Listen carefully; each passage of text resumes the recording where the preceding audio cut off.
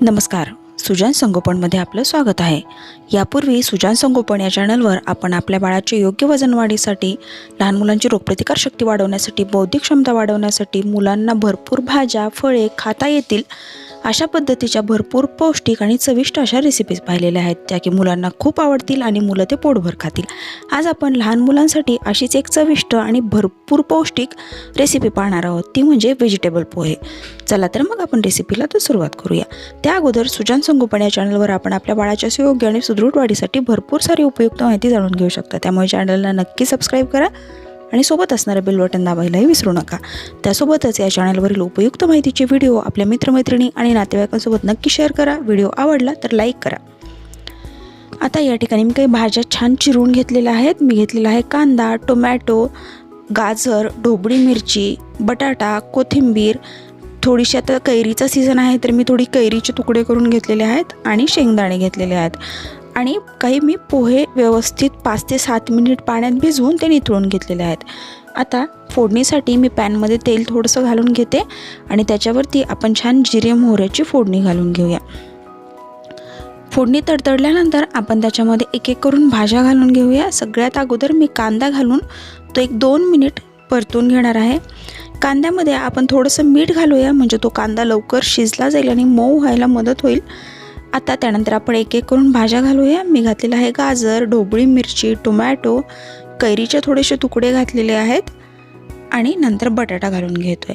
यामध्ये तुम्हाला आणखीन काही भाज्या आवडत असतील, जसे की मटार असेल, पत्ताकोबी असेल, काही बीन्स असतील, अशा भाज्याही तुम्ही याच्यामध्ये घालू शकता। आता त्याच्यामध्ये आपण शेंगदाणे घालूया आणि एक छान वाफ काढून ह्या भाज्या व्यवस्थित शिजवून घेऊया। 3 ते 4 मिनिटांमध्ये ह्या भाज्या मऊ होतात तेलावरती आपण याला वाफ काढल्यामुळे। आता याच्यामध्ये आपण हळद घालूया, म्हणजे आपल्या पोह्यांना छान रंग येईल आणि त्यानंतर मी भिजवलेले पोहे घालून चवीसाठी थोडीशी साखर आणि मीठ घालून व्यवस्थित मिक्स करून आपण याला एक वाफ काढून घेऊया।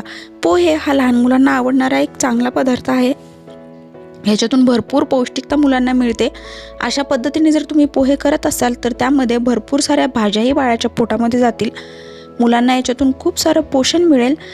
एका वेळेचं संतुलित आहार म्हणून हे तुम्ही हे बाळाला देऊ शकता, कारण याच्यातून बाळाच्या पोटामध्ये शेंगदाणे जातील, भरपूर साऱ्या भाज्या जातील आणि कार्बोहायड्रेट म्हणजे पोहे याच्यामधून जातील। अशा पद्धतीने वरतून थोडंसं सुकं खोबरं आणि कोथिंबीर घालून तुम्ही हे पोहे बाळाला सर्व करू शकता। चवीला अगदी उत्तम लागतात।